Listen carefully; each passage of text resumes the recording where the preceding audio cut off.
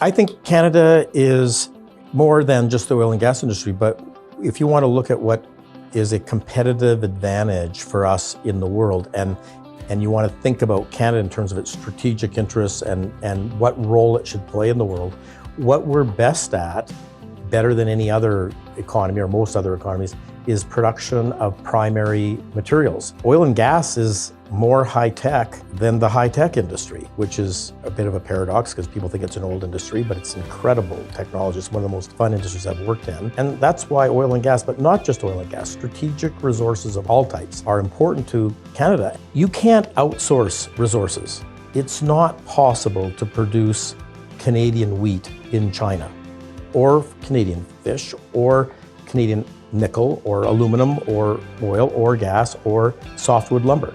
It has to be produced in Canada. And because it can't be outsourced, it's really shielded Canada and Canadian families from a lot of what's been happening in the United States. 20% of our economy, dependent on resources, has meant a huge part of our economy couldn't be outsourced. There's a lot of social benefits that come from people having jobs, families being intact with jobs. I come from a homesteader family, so we come more out of the farming tradition.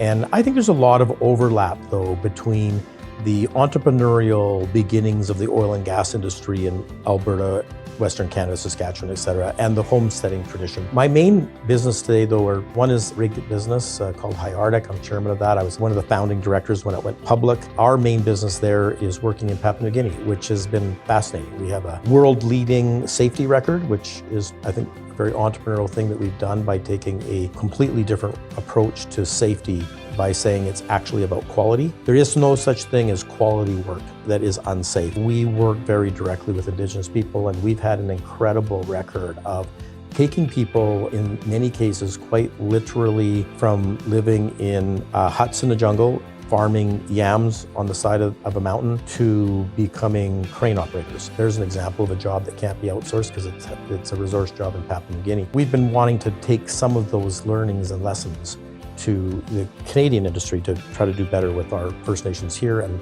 and also to do better on our safety record here. But I had this idea, say, well, why go to a place like the former Soviet Union where, in theory, the oil is easy, but the politics are difficult? Why don't I reverse that and say, let's go somewhere where it's hard to find the oil and gas, but the politics will be easy?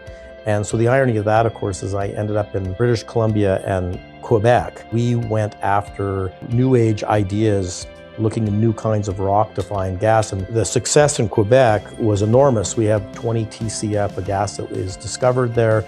We have more than 6 trillion cubic feet that is established development on hold. It's a giant field. It could replace 50% of Russian imports into Germany, as an example.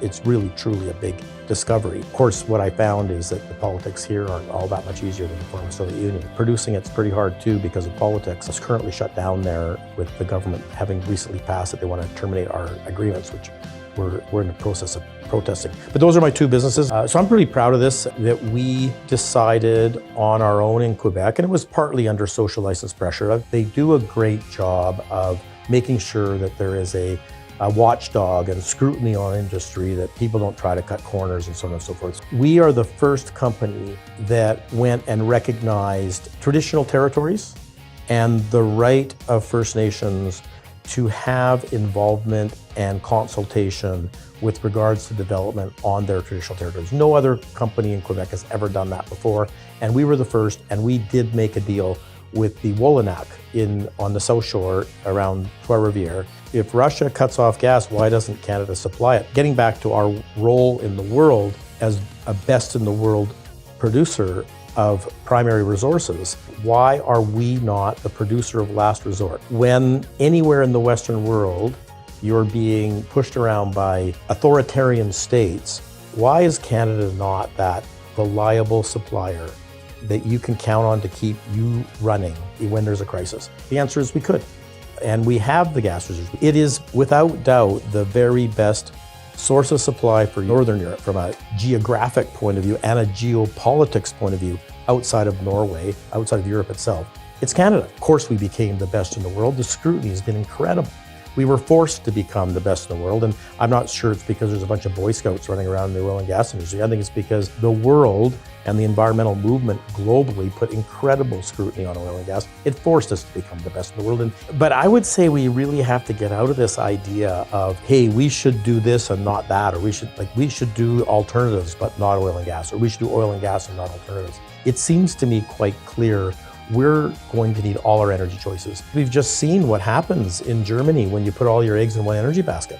The world only works because it has energy. There's a fundamental problem with alternatives, and they need to solve it. They're using more land per joule of energy, not less. They're using more materials per joule of energy, not less. This is a problem they've got to fix. And you know what? We should all hope they do, because I think we're going to need their energy. The world should be very thankful that a resource as important and critical to the world as the oil sands is in Canada. Because who else would go to the lengths that we have to produce it as cleanly as possible? And we now see this major investment coming through Pathways into making it zero emissions. We're going to capture and store all the emissions underground. So now we're going to become one of the lowest emissions forms of energy production. Well, who else would have done that if it wasn't Canadian? So let's be thankful in one sense. Again, let's thank the environmental movement for putting the scrutiny on us. But then the world, I think, can also thank us for that we've answered the challenge. We are the best in the world.